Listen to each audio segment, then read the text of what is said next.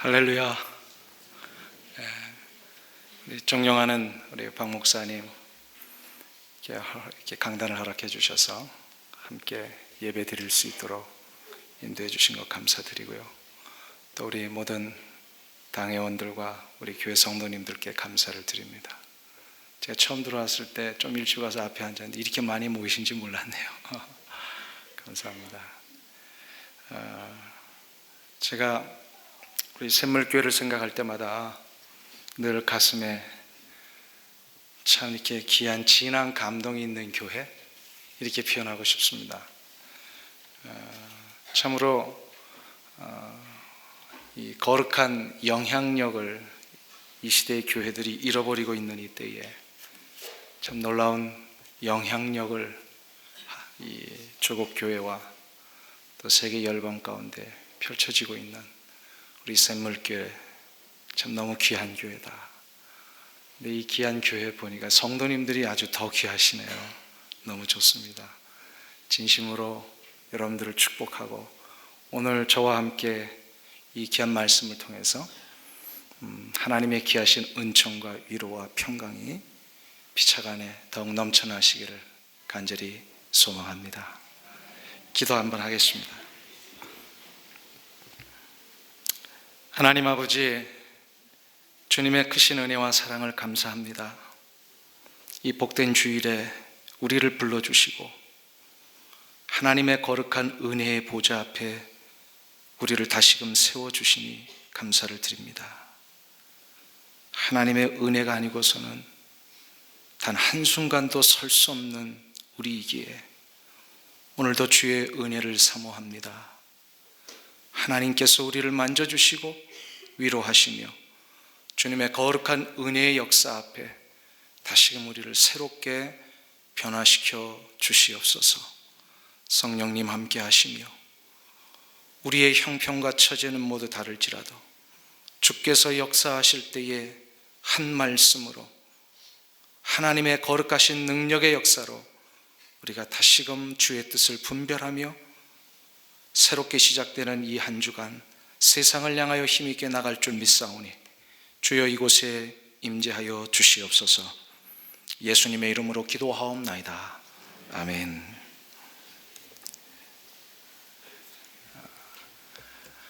빅터 위고의 그 유명한 명작 여러분들 잘 아실 것입니다. 레미제라블 아시죠? 여기에 아주 유명한 두 사람의 주인공이 등장을 합니다. 한 사람은 평생 선하게 살려고 했던 그런 장발장이라는 인물과 또 다른 한 사람은 이 장발장을 끈질기게 쫓아다니며 괴롭히는 형사 자베르입니다.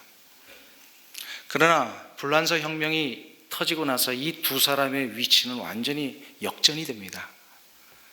불란서 혁명 가운데 많은 청년들이 이 장발장을 추종했던, 특별히 이 젊은 그룹들이요, 눈에 가시 같았던 이 자베르 형사를 잡아다가 총살시키기 위하여 모여 있었습니다. 이때에 장발장이 그 현장 앞에 나타나서 이 자베르 형사를 풀어줍니다. 풀어줄 때에 가장 충격을 받았던 사람이 이 장발장을 죽이기 위하여 쫓아다녔던 그 본인이었어요. 어떻게 나 같은 사람을 풀어줄 수 있는가? 이러면서 장발장을 향하여 이런 얘기를 합니다. 가장 당신이야말로 나를 죽이고 싶었을 텐데 어떻게 나를 풀어줄 수 있는 것입니까? 이때에 장발장이 아주 유명한 이야기를 하나 합니다. 당신이야말로 내가 가장 죽이고 싶은 사람이지만 그러나 이 세상에는 이보다 더 넓은 것이 있습니다. 바로 바다가 땅보다 넓고 바다보다 넓은 것이 하늘이고 그러나 그 하늘보다 더 넓은 것이 바로 용서라는 것입니다 라는 이야기를 합니다. 이 이야기를 듣고 이제 거기서 자베르 형사가 아주 냉혹한 인물이었지만 눈물을 흘리며 통곡하기를 시작을 합니다. 이 레미제라블의 작가였던 빅터 위고는 자신의 이 작품을 통하여서 이 두 주인공의 이야기를 통하여서 실은 그 시대에 전하고 싶었던 메시지가 있었습니다. 바로 긍휼과 용서입니다. 불란서 혁명 이후에 온 나라가 아주 팽배해 있었던 분위기가 뭐냐면 보복과 분노 그리고 미움이었습니다. 제가 한국에 참 오랜만에 이렇게 나올 때마다 느끼는 것이 한국 사회가 굉장히 빨리 변하는데 많은 분들이 이렇게 좀 마음들이 이렇게 거칠어지고 있다라는 생각이 들 때가 있습니다. 분노가 있고 차를 하다 보면 막 화를 내기도 하고 이거와는 비교도 되지 않겠죠. 이 불란서 혁명이 일어났던 그 시절에는요, 모든 나라의 전체 사람들이 분노와 미움으로 보복함으로 이것이 만연되어 있던 그때에 이 문제를 해결할 수 있는 유일한 방법은 하나님의 긍휼을 통해서만이 해결될 수 있다는 이 메시지를 전하고 싶었던 것입니다. 우리가 믿는 이 기독교가 세상의 종교와 근본적으로 다른 한 가지가 있다면 그건 뭐라고 생각하십니까? 세상의 많은 종교들은요, 인간이 신을 찾아 나선 종교입니다. 왜 인간이 신을 찾아 나셨을까요? 한 가지 이유 때문입니다. 신한테 벌 받지 않으려고.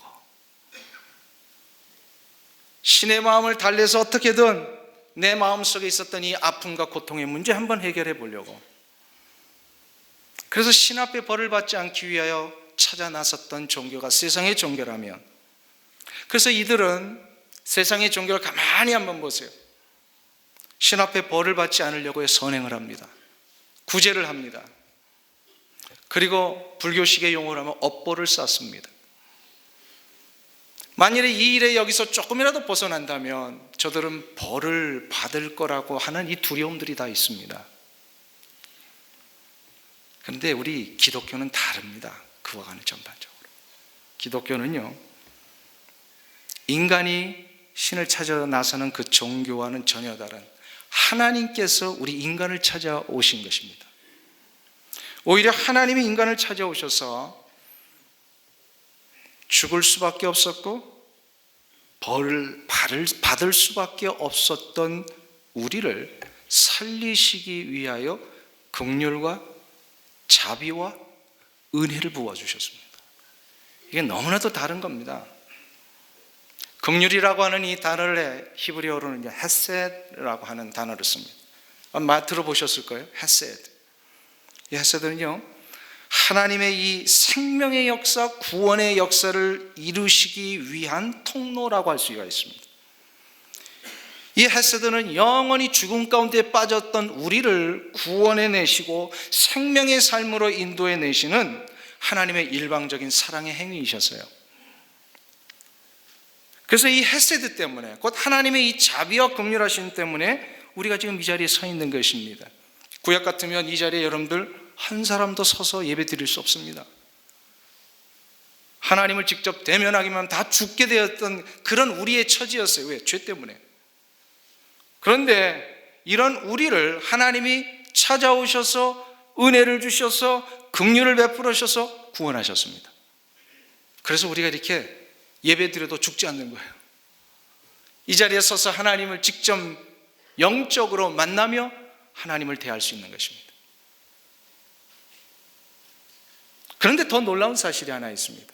이런 하나님의 긍휼과 은혜 때문에 우리가 다 구원함을 받아서 구원받은 자가 되었는데, 더 놀라운 것은 이 긍휼과 은혜의 역사는요, 구원받을 때 딱 한 번만 끝나는 게 아니라 구원받은 이후에 우리의 삶에서 이 긍휼과 은혜의 역사가 계속돼서 일어나고 있더라는 거예요.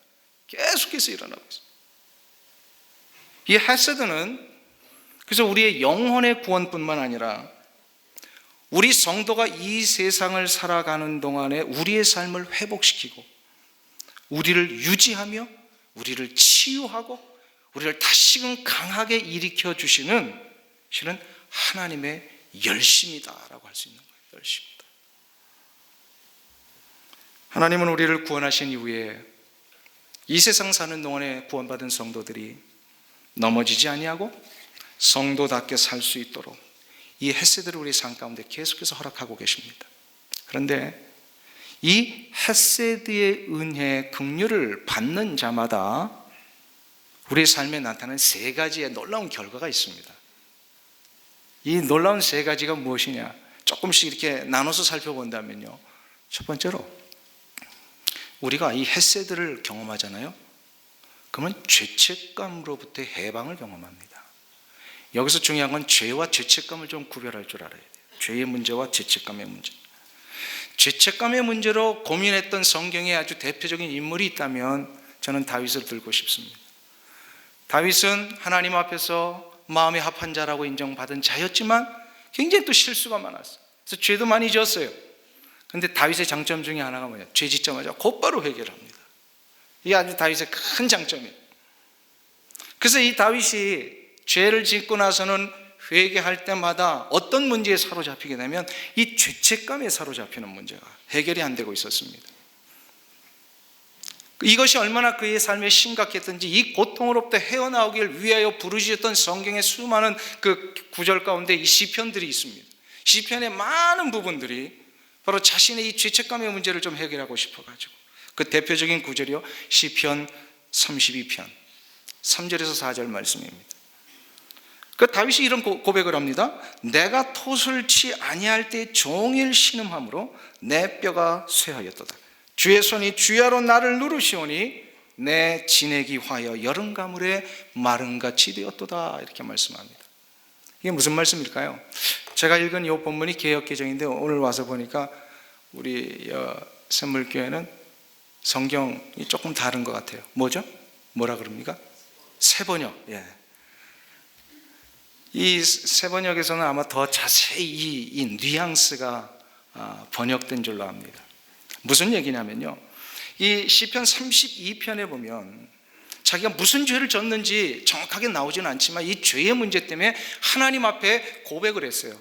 그럼 하나님이 고백을 하면 어떻게 되죠? 용서하시잖아요. 근데 아직 여전히 그 죄 문제로 인하여 막 해방감을 맛보지 못하고 이 문제 때문에 막 시름시름 앓고 있었어요, 다윗이.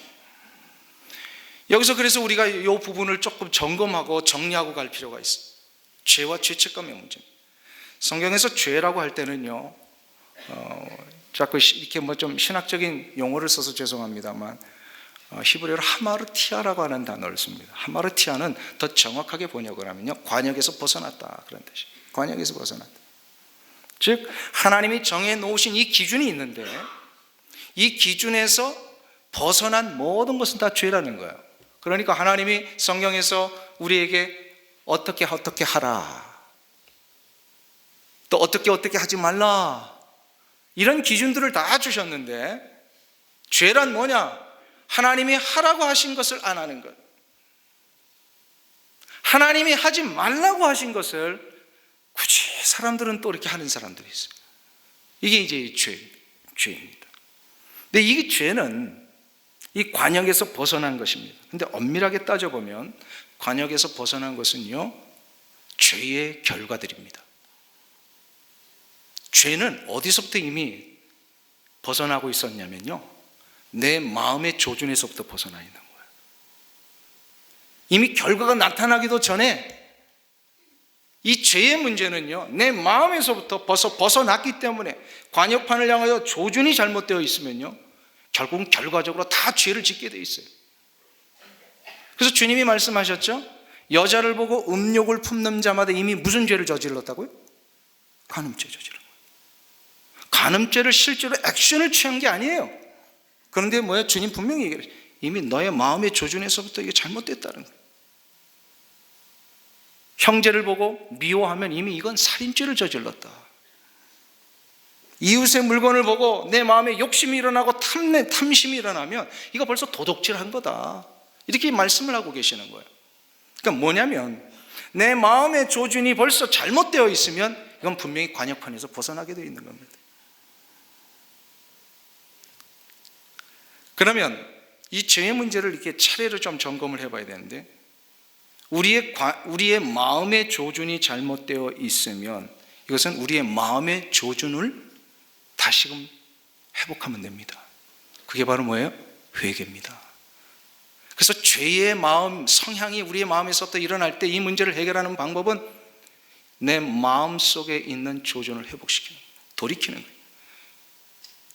그래서 요한 사도를 통하여 주님이 말씀하시죠. 하나님은 미쁘시고 의로사 우리가 우리의 죄를 자복하면 하나님은 우리를 어떻게 하신다고요? 용서하십니다. 용서하심으로 인하여서 내 마음에서부터 시작된 이 모든 죄의 조주는 해결이 되게 되어 있어요. 용서함으로 깨끗하여집니다. 즉 회개한다는 것은 돌이키는 것이요, 자꾸 하나님의 원래의 기준대로 돌아가는 것입니다. 그런데 이 죄의 문제가 해결됐다고 해서 모든 게 끝나는 게 아니더란 말이에요. 죄책감이 남습니다. 죄책감이 뭐죠? 죄를 짓고 나서 하나님 앞에 이 죄의 문제를 해결했는데, 회개해서 용서함을 받았는데, 말씀에 근거해서 회개하면 용서해 주신다 그랬잖아요. 그러니까 용서함을 받았는데 자꾸 시간이 지났는데 그 죄의 문제가 떠오르는 거예요. 그때 내가 왜 그런 죄를 저질렀을까? 이런 문제들이 자꾸 일어나는 거예요. 이거를 우리가 쉽게 한번 비유해 보면 이런 겁니다. 우리 주부들이 집에서 막 음식을 하시다가 막 이렇게 칼질을 하죠. 칼질하는데 언뜻 잘못 따는 거 보고 있으면 어떻게 돼요? 자기 손가락을 빕니다. 그럼 피가 철철철철 넘치죠. 그러면 응급처치해가지고 소독하고 싸매어서 연고 바르고 이러면은 이제 한 일주일 지나면 아물기를 시작하고 2주가 지나면 이제 깨끗해지고 통증도 없어집니다. 그런데 붕대를 다 풀고 통증이 없는데도 손가락을 가만히 보면 뭐가 남아있어요? 상처가 남아있어요. 칼 벤 자국이 남아있는 거예요. 이 칼 벤 자국이 바로 죄책감입니다. 우리의 마음속에 죄의 문제가 이미 해결돼서 용서함을 받았는데 이 죄의 결과로 인하여 남은 흔적들이 있는 거예요. 이게 해결이 되지 않으면 어떤 일이 나면 사람들이요, 이 손가락 아프지 않은데 상처가 다 나서 칼자국만 있는데 이 칼자국을 볼 때마다 어떤 생각이 듭니까? 가끔가다 그때 그냥 너무나도 끔찍한 손을 댔지, 피가 철철철철 흘러넘치는 이런 일들이 있었지. 그때의 기억이 자꾸 떠오르는 거예요. 그때의 기억이 떠오르는데 문제가 뭐냐면 그 기억이 우리를 다시금 아프게 하더라는 거예요. 이 죄책감의 문제입니다. 이 문제는요, 다윗도 해결을 못했어요. 용서함을 받았는데도 그 문제 앞에 너무너무 힘들어했어요. 계속해서 그 죄의 용서함을 받았는데도 불구하고 내가 그때 지었던 그 죄 때문에 힘들어지는 이유가 여기 있습니다. 실은 아픈 거 아니거든요. 실제로 고통 다 나았거든요. 그런데 아픈 기억이 또 떠오르는 거예요. 그게 우리를 다시금 아프게 합니다. 마음이라는 것은 참으로 오묘한 것이었어요. 우리 스스로도 이 마음에서부터 일어나는 그 죄에 대한 기억 때문에 오는 아픔의 문제들을 해결할 길이 없습니다. 그래서 이런 얘기했죠. 우리도 마음대로 못하는 게 마음이다. 우리도 우리의 마음을 마음대로 못해요. 어떨 때는 조절되는 것 같은데 어떨 때는 조절이 안 되고, 내 자신도 잘 모르겠어요. 오래전에 회개했는데 어느 순간 갑자기 그 문제가 들춰지기만 하면 막 얼굴이 화끈화끈 떠오르고, 수십 년 전에 철부지였을 때 지었던 그 죄 문제 다 해결받았는데도 불구하고 그것이 막 떠오르면요, 부끄러워가지고 막 숨고 싶고, 그런 것이 막 떠오를 때마다 막 가슴이 벌렁벌렁 뛰기도 하고요. 이게 다 죄책감의 문제. 저도 그런 기억이 있었어요. 중학교 1학년 딱 들어갔는데, 저는 목사의 아들이거든요. 국민학교 때부터 한 번도 교회 외에는 딴 데 가본 적도 없고, 학교, 집, 교회 맨날 트라이앵글로 막 다니기만 하고, 그래서 중학교 딱, 저희는 그 국민학교 때요, 주일 오후 예배도 있었고요, 철야 기도도 있었고요. 국민학교 때 여기 뭐 수련회하는데 그 기도원에 가서 막 수련회도 하고 그랬어요. 저는 믿음 굉장히 좋았어요. 인정하시든 안 하시든 간에. 중학교 1학년 딱 들어가서 새로운 친구들과 낯선 환경인데 어머님이 도시락을 싸줬는데 점심시간에 도시락을 딱 펴놓고 기도를 이렇게 하고 있는데 아주 이 짓궂은 못된 친구들이 옆에서 다 와가지고 툭툭 치면서 너 뭐 하고 있냐? 기도를 하고 있는데 그런 거예요. 근데 제가 순간적으로 그때 좀 당황하고 어린 마음에 좀 힘이 들었던 것 같아요. 그래서 그때 내가 기도하고 있다라고 얘기를 해야 되는데 어머님이 싸준 반찬 보고 있었어 그랬어요. 저 목사의 아들이었어요. 한 번도 교회를 빠져본 적이 없는 사람이었어요. 그때는 저도 모르게 거짓말이 나온 거예요. 근데 이 문제가요, 그때 이제 어린 마음에 저한테 이게 죄책감이 큰 거예요. 아니, 내가 어떻게 그렇게 거짓말을 할 수 있을까? 이게 시간이 지나면 지날수록요, 이 문제를 해결 안 하고 가니까 아주 결정적인 순간에 자꾸 그게 떠오르는 거예요. 목사 안수 받을 때, 이야, 너 그거 하나도 제대로 처리 못했던 너가 무슨 목사 안수를 받는다고? 중요한 교회 결정을 하고 성도들을 헌신시킬 때, 야, 너 자신부터 그런 거 하나 제대로 못하면서 뭘 누구를 헌신시키느냐? 자꾸 그런 것들이 떠오르는 거예요. 자꾸 그런 것. 그때 제가 알았어요. 죄의 문제는 해결됐지만 이 죄책감의 문제를 해결하지 못하니까 사단 마귀가 나를 자꾸 그 문제를 가지고 올가미를 잡는 거예요. 자꾸 넘어뜨리는 비일미가 이 죄책감입니다. 이 문제 해결해야 돼요. 해결하고 가야 돼요. 그럼 어떻게 해결할 수 있느냐 이 말이에요. 이거를 아무리 주일학교 다니고 중고등학교 시절을 보냈어도 이걸 가르쳐 주시는 분이 없었어요. 결국은 제가 목회하는 중에 하나님의 말씀과 씨름하면서 이 문제를 해결해야 된다는 걸 알고서 기도하는 가운데 하나님이 가르쳐 주셨어요. 그렇구나. 다 말씀에 있었는데, 말씀을 이미 다 가르쳐 주셨는데, 이게 바로 그 문제를 해결하는 구절이다. 이거 딱 누군가가 가르쳐 줬다면 이거 금방 해결했을 텐데 이걸 해결 못하고 있었던데, 어느 날 갑자기 하나님이 새벽에 묵상하는데 히브리서 4장 16절을 주셨어요. 그러므로 우리가 긍휼하심을 받고 때를 따라 돕는 은혜를 얻기 위하여 은혜의 보좌 앞에 담대히 나아갈 것이니라. 이 말씀은요, 히브리서 기자를 통하여 구약 제사에 대한 이야기를 하는데, 구약 제사를 이제 단 한 번만 드리는 게 아니잖아요. 계속해서 우리 죄 용서함을 받기 위하여 나가는 이 문제를 신약의 관점에서 다시 해석해 주신 거예요. 즉, 우리가 예수 그리스도를 믿는 믿음, 여기에는 반드시 우리의 이전에 가졌던 모든 죄의 문제가 용서함을 받는 역사가 있어야 되잖아요. 그 때문에 죄 용서함을, 예수를 믿고 나서는 용서함을 다 받았는데도 불구하고 우리가 계속해서 은혜의 보좌 앞에 나아가야 된다는 거예요. 여기서 은혜의 보좌라고 하는 것은 더 조금 이 모든 과정의 이 설명들을 생략하고요, 결론만 얘기하면 우리 주 예수 그리스도의 보혈의 역사입니다. 우리를 하나님의 거룩한 보좌 앞에 나아갈 수 있도록 해주신 이 예수 그리스도의 그 은혜가 뭐냐면 십자가 위에서 달려 돌아가신 그 대속의 은총이에요. 그러니까 이 십자가의 은혜로 우리가 구원함을 받았을 뿐만 아니라 십자가의 은혜로 구원받은 자들은 거기서 끝나지 말고 매일마다 매 순간마다 우리 주 예수 그리스도의 십자가의 능력을 의지하며 나가라는 거예요. 나의 양심이나 나의 노력 가지고는 죄책감의 문제가 해결되지 않아요. 우리 주 예수 그리스도의 십자가의 능력이 우리를 덮으셔야만 우리가 회복될 수 있더라는 것이죠. 제가 이거를 나중에 깨닫고 나서 이거구나. 은혜 보좌라고 하는 것은 더는 법궤 위에 덮여있는 이 천사들의 구름 날개가 이렇게 덮고 있는 이 뚜껑을 얘기를 하거든요. 이걸 시은소라고 그래요. 이 시은소에 대제사장들이 들어가서 제사를 드릴 때 1년에 한 번씩 거기에 어린 양의 피를 뿌립니다.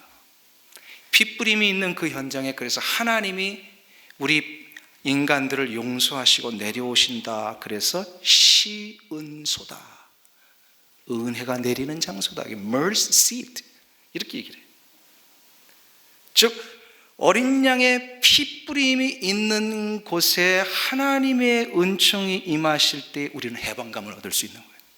마찬가지로 나를 위하여 어린 양 되셔서 십자가에 달려 돌아가신 우리 주 예수 그리스도의 십자가의 보혈의 역사가 매 순간마다 나를 덮으시고 이 핏부림의 은혜를 의지하며 나갈 때에 우리는요, 이 예배 시간에 방금 전에 여러분들 오시다가 혹시 부부싸움 하셨어도 그 모든 것을 다 덮으시는 하나님의 은혜 때문에 우리가 예배자로 당당하게 설 수 있는 거예요.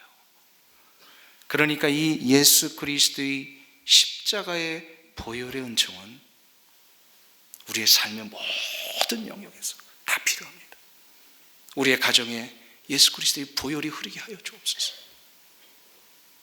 하나님, 내가 오늘도 나가는 이 직장에 예수 그리스도의 이 보혈의 역사가 우리를 덮으셔서 우리의 허물을 덮으시고 다시금 하나님의 아들로, 하나님의 딸로서 내가 이곳에서 하나님의 영광을 돌리는 일을 하게 하옵소서. 이때 우리는 하나님의 은총과 긍휼, mercy seat, 이게 바로 헤세드입니다. 이 헤세드를 경험할 때에 우리는 죄책감으로부터 해방될 수 있는 거예요. 이 은혜가 여러분들 가운데 일어나시기를 간절히 소망합니다. 그럼 두 번째로, 하나님의 긍휼을 경험하는 적에 어떤 결과가 있느냐? 삶의 치유를 경험합니다. 삶의 치유.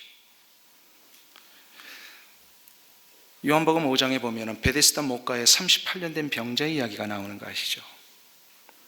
이 베데스다 목가가 천사가 갑자기 내려왔을 때 물이 막 움직이면 거기에 제일 먼저 들어간 사람이 병이 낫는다는 전설이 그 유대 땅에 있었습니다. 이것 때문에 많은 사람들이 이 병 낫기를 원하는 사람들이 베데스다 목가에 앉아 있었는데 그 중에 한 사람이 38년 된 병자였어요. 근데 한번 보세요. 이 사람은 자기의 몸을 제대로 가눌 수도 없는 아주 중증의 장애인입니다. 환자입니다. 그래서 번번이 베데스다의 목가에 물이 막 동한다고 소문이 나기만 하면 다른 멀쩡한 사람들이 먼저 막 달려가고, 그러니까 이 사람은 늘 그 기회를 놓친 거예요. 그 기회를 놓친 게 38년 동안이나 놓쳤습니다. 한번 보세요. 그러니까 이게 얼마나 힘들어요. 환자 케어해 보신 분들 아시겠지만 환자들이요, 시간이 지나면 지나서 굉장히 이 정신적으로 또 영적으로도요 굉장히 지쳐집니다. 병이 오래일수록. 한번 보세요. 38년 된 병자가 오직 한 가지만 기다린 거예요. 뭐요? 물이 동할 때 나도 가야 된다. 근데 가지 못합니다. 좌절이 됩니다. 그러니까 얼마나 낙심이 되겠어요. 이 38년을 이렇게 계속해 왔습니다. 그래서 그의 삶은요 참으로 처참하게 그지없었습니다. 상대적인 박탈감, 한국 왔더니 그 얘기를 많이 해요. 상대적인 이 박탈감이 많아가지고 끝없는 절망의 나날을 보내고 있었던 그 시점에 예수님이 이 베데스다 목가 오셨는데 이 38년 된 병자를 만나 주신 거예요. 요한복음 5장 6절에 보면 뭐라고 말씀하시냐면, 예수께서 그 누운 것을 보시고 병이 벌써 오래된 줄 아시고 이르시되 내가 낫고자 하느냐, 이 말씀을 하세요. 내가 낫고자 하느냐, 이게 무슨 얘기예요? 예수님은 그 상황을 아시는 거예요. 그러면서 이 낫고자 하느냐는 너가 지금 내가 내리고자 하는 이 mercy, 긍휼, 헤셋, 이거를 받고 싶냐 이거예요. 이 얘기를 하시고, 그리고는 주님께서 말씀하셨습니다. 내 자리를 들고 걸어가라. 내 자리를 들고 걸어가라. 하나님의, 우리 주 예수 그리스도의 긍휼이 임하시면 어떤 일이 일어나는지 아세요? 육체의 병이 낫습니다. 이건 단순히 영적인 문제만이 아니에요. 영적으로 우리가 회복되는 그 정도의, 구체적으로 physically 우리의 body가 다 낫는 거예요. 육체가 낫는단 말이에요.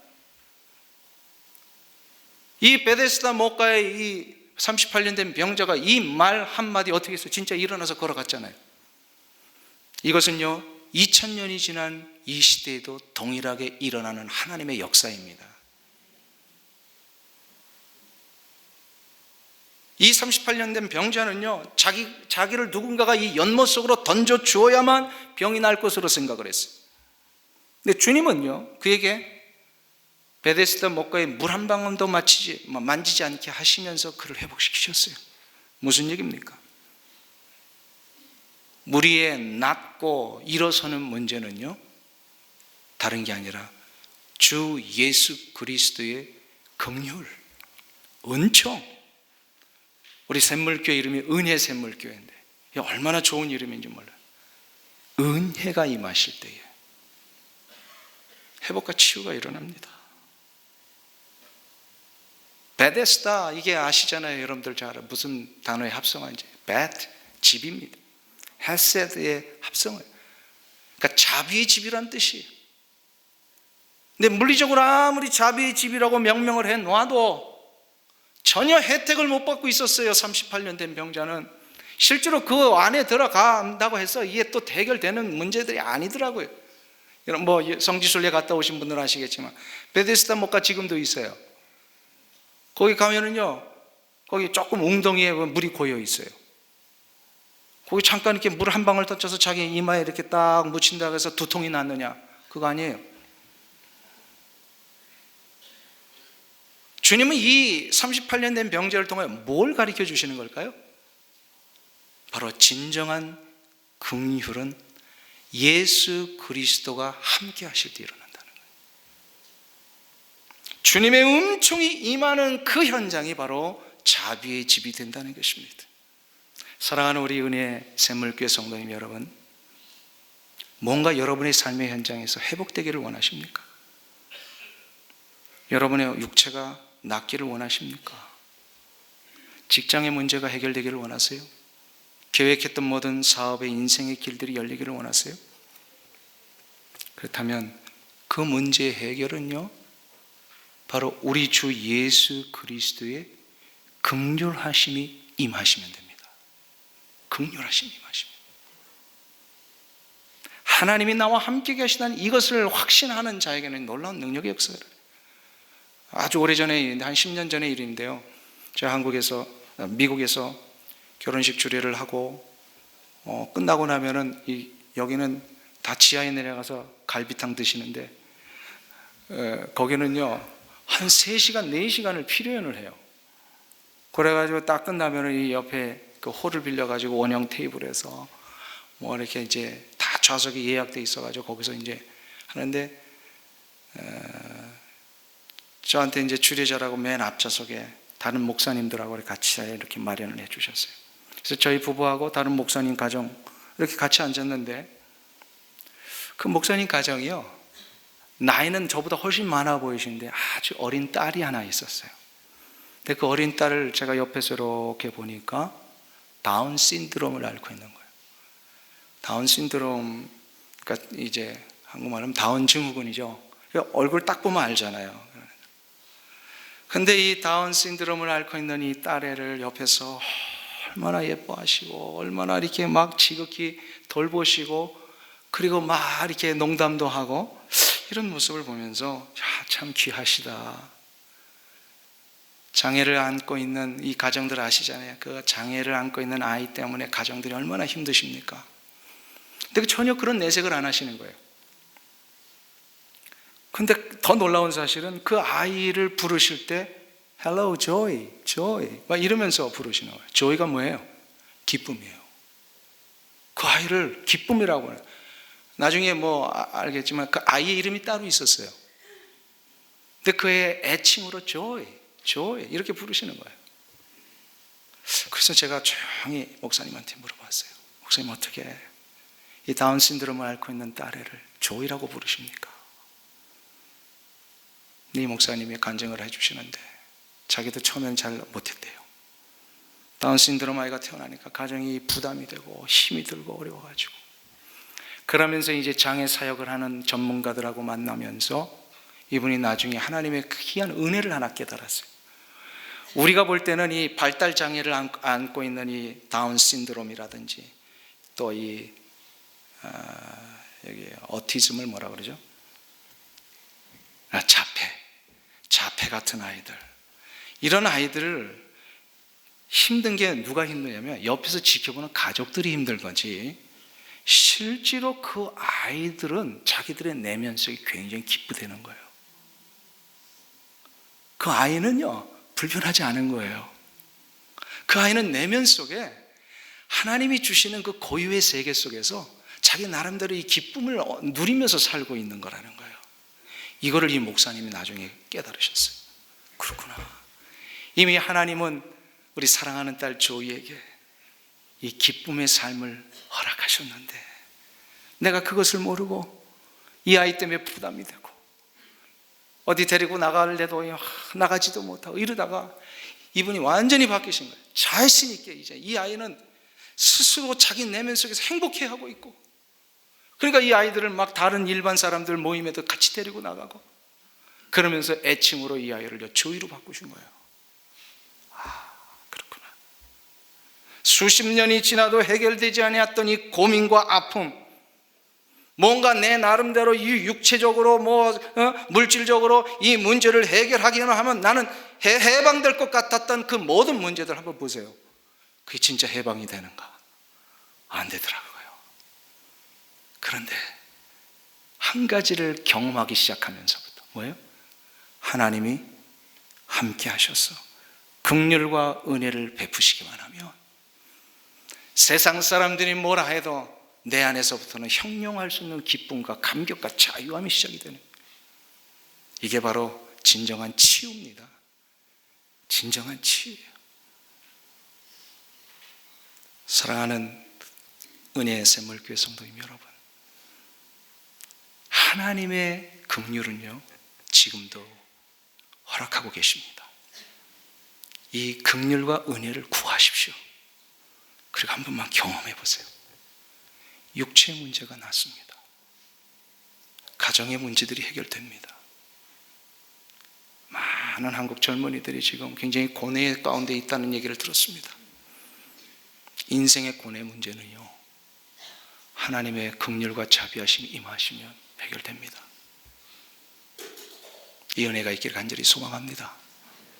한 가지만 더 마지막으로 살펴볼까요? 하나님의 긍휼이 임하시는 순간에 어떤 일이 일어나느냐? 정말로 내 인생에 한 번도 경험해 보지 못한 이 놀라운 기대치 못한 은혜가 시작이 된다는 거예요. 이게 은혜예요, 진짜. 이 은혜의 삶이 시작이 돼요. 은혜가 넘치면 어떻게 돼요? 샘물이 됩니다. 그래서 은혜 샘물 교회예요. 은혜가 흘러 넘치니까 어떻게 되는 거예요? 마치 워터 파운틴처럼 막 내면에서부터 이 물이 막 솟아 넘쳐서 이것이 막 다른 사람들에게 전파되고, 그래서 에스겔서에 보면은 그 환상이 나오죠. 성전 문지가명에서부터 생수의 강이 흘러넘쳐 어떻게 돼요? 온 대지를 적시고 온 천하를 적시고. 이 역사가 바로 기대치 못한 은혜를 얻는 자에게 일어납니다. 근데 이 기대치 못한 은혜는 하나님의 긍휼과 자비하심을 얻을 때 일어나요. 다윗의 이야기로 다시 한번 돌아올까요? 다윗이 어느 날 돌연히 거의 이제 모든 평정을 다 하고 이 영토 확장도 다 끝내고 났을 때에 그에게는 이제 완전히 안정된 기조로 갈 수 있었던 때였어요. 위세와 번영 중에 한 가지 기억이 났습니다. 그 힘든 시절에 자기를 도와줬던 절친한 친구, 누굴까요? 요나단입니다. 요나단이 기억이 난 거예요. 그래서 부하를 통하여서 혹시 요나단의 가족 중에 아직까지 남아있는 자가 있는지 한번 알아봐라 했더니 그 요나단의 아들이 남아있다는 걸 알게 됩니다. 친구의 아들이 남아있는 거예요. 그래서 사무엘하 9장 1절에 보면 다윗이 이렇게 얘기를 합니다. 다윗이 가로되 사울의 집에 오히려 남은 사람이 있느냐? 내가 요나단을 인하여 그 사람에게 은총을 베풀리라. 여기서 은총이 바로 mercy, 헤세드입니다. 헤세드, 자비하심입니다. 옛날 아주 수십 년 전이죠. 옛날 요나단과 사울이 죽었다는 소식과 함께 이제 사울 집안이 망하잖아요. 왕조가 망하잖아요. 이때에 요나단을 돌보던 그의 유모가 그때 당시에 요나단의 아들 무비보셋인데, 이 무비보셋을 돌보던 유모가 이 아이를 급하게 안고 뛰어가다가 그만 떨어뜨립니다. 그때 나이가 무비보셋이 5살이었어요. 5살 어린 아이가 떨어지는데 잘못 떨어져 가지고요, 두 다리를 그때서부터 다쳐서 더 이상 정상적으로 걷지 못하게 됩니다. 장애인이 되어버렸어요. 이 무비보셋을 다윗이 지금 찾고 있는 겁니다. 많은 세월이 흘렀죠. 그 이후에 5살 때 두 다리에 장애를 안았던 이 무비보셋은 이미 어른이 되어 있었습니다. 그동안 몰락한 왕가의 유일한 아들이잖아요. 생명이라도 구제해보고자 그냥 숨어서 살던 땅 이름이 로드발이라는 땅이었어요. 아무도 주목하지 않는 그런 땅에서 몸을 숨기며 살았던 그 어느 날 갑자기 자기 집 문을 누군가 막 두들깁니다. 그러면서 다윗 왕이 당신을 찾고 있습니다. 이 이야기 들었을 때 여러분들은 어떻게 하셨겠어요? 박수치며 드디어 왔다 그렇게 하셨어요? 아닙니다. 몰락한 왕가의 이 남은 핏줄인 나를 왕이 찾는다? 이건 한 가지입니다. 나마저 죽이는구나. 그렇지 않았겠어요? 사극도 안 보셨어요? 사극 보면 이건 뻔한 얘기예요. 이거는 왕이 당신을 데리러 오라고 합니다. 끌려가는 동안에 얼마나 힘들었을까요? 무비보셋이 두려움에 떨어서 다윗 앞에 섰습니다. 이때에 이 무비보셋을 향하여 다윗이 사무엘하 9장 7절에서 이런 얘기를 합니다. 다윗이 가로되 무서워 말라. 내가 반드시 내 아비 요나단을 인하여 내게 은총을 베풀리라. 여기서 은총을 베풀려, 은총이 바로 헤세드입니다. 자기가 하나님 앞에 받았던 그 은총, 자기의 허물과 죄와 이 부족함에도 불구하고 자기를 합한 자로 여기셨던 하나님의 그 긍휼하심을 자기가 경험했기에 이거를 그 요나단의 아들 무비보셋에게 다시금 전해주는 겁니다.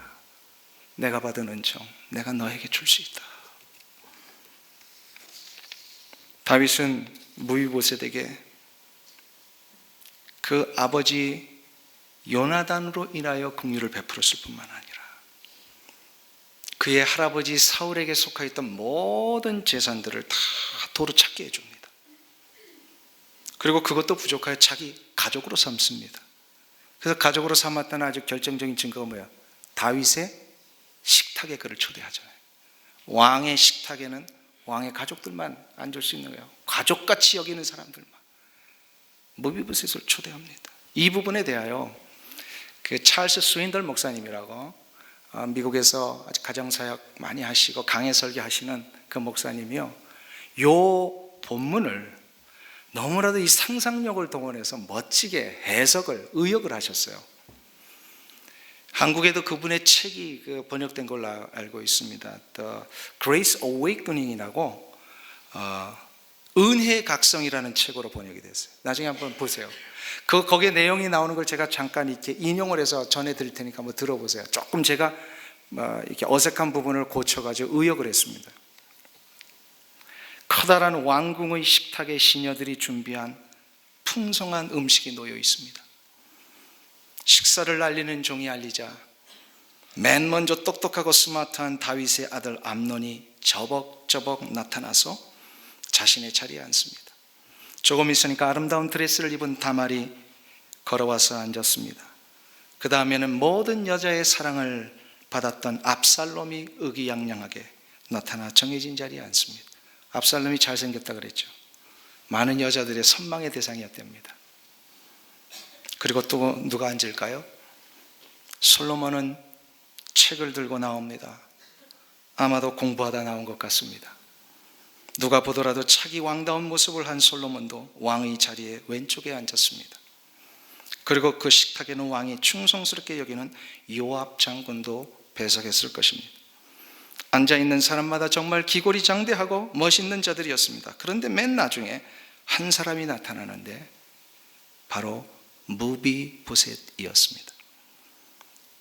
무비보셋은 성경에 보면 그가 두 다리를 절었다 그랬죠. 찰스 스윈덜 목사님이 이런 표현했어요. 뚜벅뚜벅 소리를 내며 목발을 의지하여 불편하게 걸어오는 그를 향하여 왕이 부축합니다. 그리고는 그를 자신의 가장 오른편에 앉힙니다.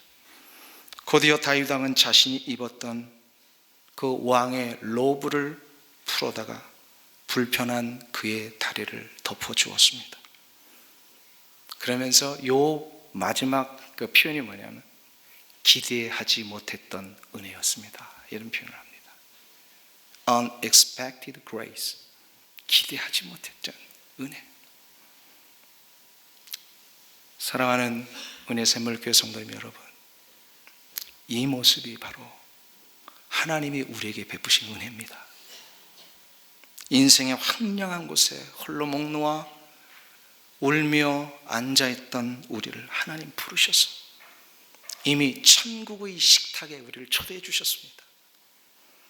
우리의 불편하고 부끄러워 감추고 싶은 부분들을 하나님은 이미 아시고 어느 누구도 그 부분에 손대지 못하도록, 손가락질하지 못하도록 하나님은 은총의 가운을 벗어서 우리 가운데 덮어주셨습니다. 하나님은 한 번도 우리의 허물을 보고 너는 왜 그 모양이냐 지적해 주지 않으셨습니다. 너는 왜 그때 그런 실수, 그런 부끄러운 일들을 했느냐 라고 하나님은 한 번도 우리에게 나무라신 적이 없습니다. 하나님은 우리의 아픔과 허물을 덮으시는 분이십니다. 조금 불편한 몸을 갖고 계시면 어떻습니까? 오늘도 기도 가운데 교우들의 불편한 몸을 위하여 기도해 주셨는데요, 저는 이렇게 도전하고 싶어요. 조금 불편한 몸을 갖고 계시면 어떻습니까? 물질적으로 좀 부족하면 어떻습니까? 세상 사람들이 나를 주목하지 않아도 좀 어떻습니까? 남들보다 조금 여유가 없어서 좀 더 바쁘게 살면 좀 어떻습니까? 우리는 이미 세상의 왕이신 전능하신 하나님의 식탁에 참여한 자들입니다. 하나님은 거룩하신 그 은총으로 우리의 연약하고 부족한 모든 부분들을 덮어주셨습니다. 이 기대하지 않았던 은혜, 이것 때문에 우리의 아픔이 변하여 기쁨이 될 것이요, 우리의 슬픔이 변하여 찬송이 될 것입니다. 사랑하는 은혜샘물교회 성도님 여러분,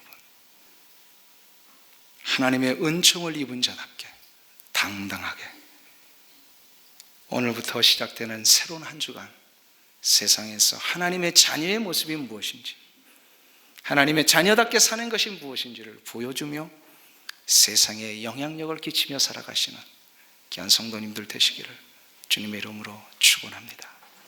기도하겠습니다.